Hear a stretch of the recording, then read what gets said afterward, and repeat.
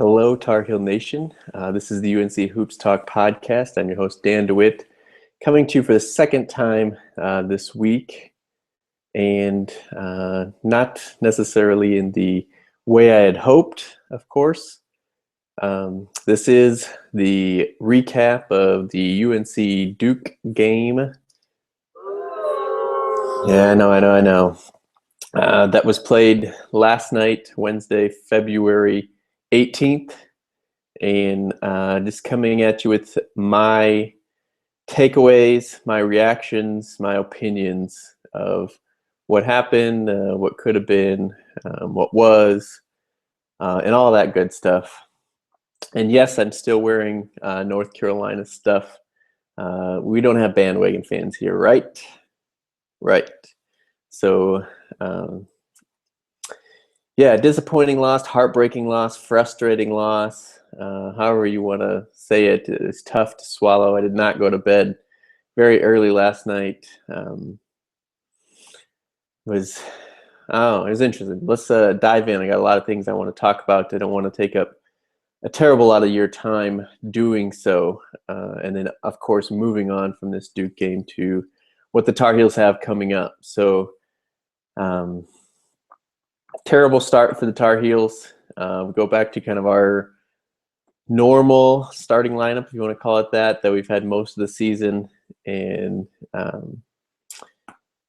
double down on Okafor a lot, and they kick it out. Cook hits like 3 quick threes, and they're going. But we kind of weather the storm, and again, I don't want to get into too much of that. You guys watched the game, I'm sure. If you're listening to this, you're probably big enough fan that you watched the game.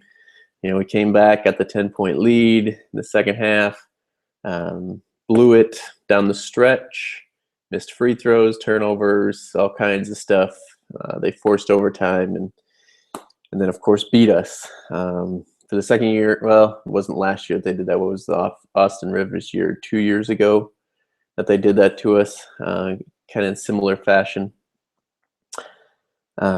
But overall, great game by the Tar Heels. Probably the best we've played for a long stretch on the season. And I do want to preface everything I say today.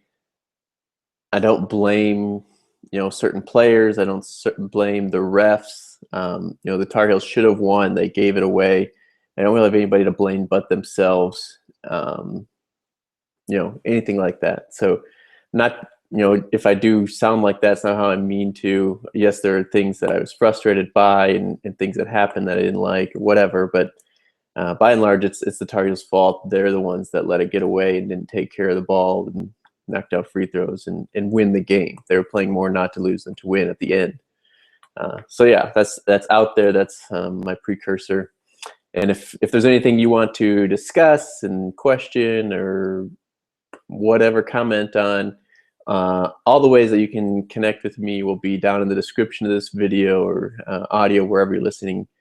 Email, Twitter, Vine, YouTube, Google+, the blog. It's all the descriptions are down below, so check those out. And I do want to thank you for listening and participating in this podcast with me, because it's not just me. It wouldn't be any good if it was just me. It's you and me. It's Tar Heel Nation together. So jumping in, not really sure where to start. I guess maybe with the stats, because that's what we normally do here on this podcast. Pretty crazy. We had 5 guys in double-figure scoring, and it wasn't Marcus Paige. He was not one of them. Kennedy Meeks, 18.7 rebounds in 33 minutes. And you have to remember that overtime, so it's out of 45 minutes, not 40. But Bryce Johnson, 24 minutes before he fouled out, 18 points, 12 rebounds. JP Tokoto, big bounce-back game for JP Tokoto.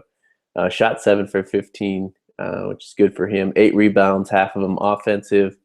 15 points, 7 assists to 0 turnovers. So getting back to kind of his passing ways there. 2 blocks, 3 steals, 3 highlight dunks.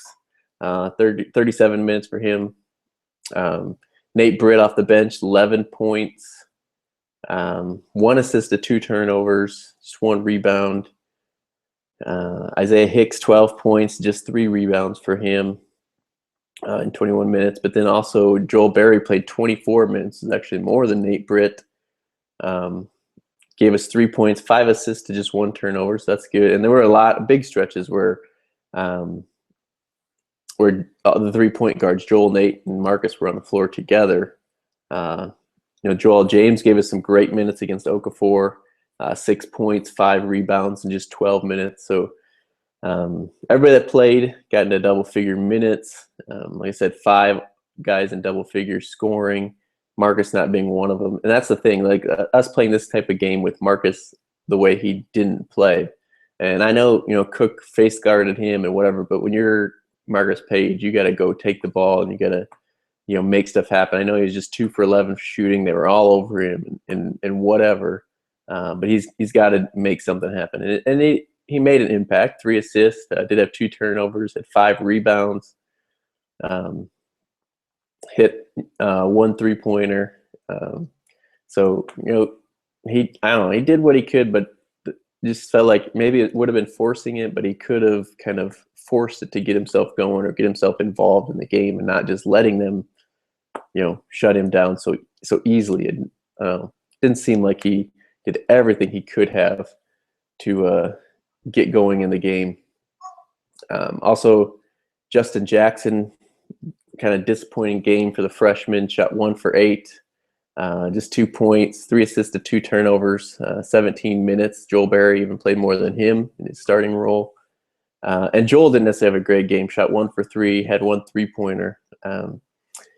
And that's, one of the topics I kind of wanted to talk about was kind of the I don't know how to say this, what we didn't get from our freshmen compared to what Duke did from theirs. Obviously, they've been logging big minutes starting from game 1 and, kind of offense around them. Tyus is a starting point guard. Jahlil is what everything goes through. And Justice is, big, strong, athletic freshman. But Justice gave him 16 points, 7 rebounds. Okafor, only 12 points. We did a decent job holding him well, just 12 points, but 13 rebounds really affected the game quite a bit. Obviously, we had to double team him, choose between double team or giving up threes. Tyus, big plays down the stretch to get them back in at 22 points, 7 rebounds for a point guard, 8 assists. So I don't know. I don't know what I want to say, but just kind of the impact their freshmen had compared to ours. And really, what is the last freshman that had a huge impact on our team? I mean, Harrison Barnes, maybe the last one that led. I don't even know if he led that team in scoring or not. Obviously, going way back, Joseph Forte impacted big time his freshman year. But I don't know. I just wanted to kind of bring that up. Our freshmen compared to theirs. Interesting there. Of course, they're not the same players or anything like that. I'm not telling them to be or anything like that. But I guess while we're on freshmen, Jahlil Okafor, what I have to say about him after playing, I've seen Duke play a little bit up close. I guess he's the perfect pro player. He got called for 1 travel, but he traveled more than that quite a bit. Got away with a lot of fouls. I mean, he ended up with 1 foul. We have Kennedy with 4 fouls. Bryce fouled out. Joel James, 3 fouls. Isaiah Hicks, 3 fouls. I mean, all of our big guys had at least 3. And Jahlil, playing 41 minutes, had 1 foul called on him in the whole game. And, I mean, he was really physical. And there was one play he just kind of pounded into Joel James. And sure, his body can take it, but that doesn't mean it's not a foul. Of course, he's not going to get called for that in the NBA. He's not going to get called for the travels, just like he didn't last night for the most part. Not a great defender. And again, that's how do you end up with 1 foul? He's not a great defender by any means. But just seemed like being protected. But hopefully we know how to attack him now. Very skilled offensively. He's got the moves, but just shouldn't be protected like the way he was last night. But that's my 2 cents. And while we're talking about being protected and refereeing, again, I preface it by saying I don't blame the refs. We lost the game, but there were some bad calls, especially down the stretch. And I have 2 vines of them. The one where Tyus Jones gets a layup off of off the double ball screen, it's so obvious that Justice Winslow holds JP Tokoto. He can't help. And, people were saying, where's the help defense? Where's the help defense? Well, it's being held up by Justice Winslow. And I'll make sure I post up those Vines. They're on the blog already. But, go check it out on Vine. I'm all Tar Heel Dan on Vine. And then the last play where we missed the free throw in overtime. And Marcus comes in, has the rebound. And, again, Justice Winslow just hits him and hits the ball out of bounds. And no foul call, and it was kind of the end of the game. And Jay Bilas on TV is just like, oh, there's a lot of contact there, but I don't know how you would call that. Well, if there's contact, it's a foul when you're just slapping a guy. And sure, there's controversy about it. Again, I don't want to blame the refs. I don't want it to come off that way, but definitely a couple of calls. And then there was another one earlier in the game where Bryce got called for a moving screen. Well, if you watch the video, the defender, which was Emil Jefferson, just shoved him. And I don't know how you're not going to move on a screen when the defender just shoves you. And of course, it gets in the way of Tyus Jones, and they call a moving screen. But I don't know. And again, there's video of it. It's not even just I said and he said whatever. There's video of it. Those refs got to be held accountable, and they go back and, hey, this was a bad call. You should have seen that. This is something you should see. This is what you should be looking for. It's, I don't know. It is what it is. Again, not the refs' fault we lost the game, but very frustrating to say the least. And I bring up Jay Bilas, and that's probably my biggest gripe from last night's game was Jay Bilas. And normally I like Jay Bilas. I've read his book. It was very good. He's usually pretty unbiased, even though he is a Dookie. But last night was just terrible. My wife, who is, she'll watch basketball with me, but not a big basketball fan, whatever. She's like, oh, they like Jahlil Okafor a little bit, huh? Very sarcastically, yes, they do. And Jay Bilas was all up in that Duke stuff. That was ridiculous. I could not believe it. We thought it would be a good thing to get rid of Dookie V because he's so pro-Duke. But that was ridiculous. I don't know if I said that already, but that was ridiculous. He was so biased, so pro-Duke, and look at that move, and look at this hustle, and look at how good this is, and all this garbage. And very rarely gave us any credit when really, we're the 15th ranked team playing the number 4 team in their place. And we get a 10-point lead in the second half and really should have won that game. But yet, Okafor this and Tyus Jones, look at that, and blah, blah, blah. And oh my gosh, Jay Bilas, you made me so mad. Somebody show him this tape or whatever. I don't even care because that was ridiculous the way he was so biased for Duke. And it really ticked me off. I don't even know. And maybe that's my last point. I know it'll be my strongest point, or hopefully it came off as my strongest point, because I can't even stand it. I couldn't stand it. I taped the game and I thought about watching again, but if I do, I'm going to have to watch it on mute because I won't be able to stand watching or hearing Jay Bilas go through that. And I even had a buddy who's, a basketball fan, but not a huge basketball fan. Doesn't care if Duke or North Carolina wins. Probably would rather if Duke wins so he could give me a hard time. But he's like, man, Jay Bilas was outrageously a big homer last night. And I was like, well, thank you. At least, it's not just me saying it as being biased towards North Carolina, but it was so bad. And oh my gosh, Jay Bilas, you need to stop working for Duke. Go work for ESPN, or maybe it's ESPN needs to stop just employing all these Duke players because they can't get a job anywhere else. I don't know what the deal is, but sorry, a little fired up. I'll try to cool down. So yeah, obviously we lost that game, heartbreaker. But it was a great game. It was a lot of fun to watch, even as intense it is. That's the games you want to watch, and that's the ones you want to play in and all that stuff. I did have a lot of fun watching it, and just stinks that we were on that side of it. Kind of what Roy said in his post game as well. So yeah, we see him again March 7th at our place. It'll be senior night for Simmons, so obviously he'll get the start. I believe he's the only one, maybe a walk-on or something that's a senior, get to start. So it'll be interesting too. We may get to a slow start in that game and see how we come back. But we have another chance at him. Doesn't mean we'll guarantee a win there or anything. We'll see. I don't know that I feel the better team last night won. Maybe the better team overall for the season won, whatever. But be looking forward to that one on March 7th. And so I guess that means it's time to move on. We have Georgia Tech on Saturday. I don't think I'll be able to get to watch this one. I'm going to be preoccupied and out of town. I will tape it. I will keep up on what's going on. So I'm not going to say a ton about that. I didn't say, I kind of predicted Pitt, and obviously I didn't go the way it was. So I'm not going to say much about Georgia Tech. It is a game we should win, but we know how that's gone. At least it's at home, I guess.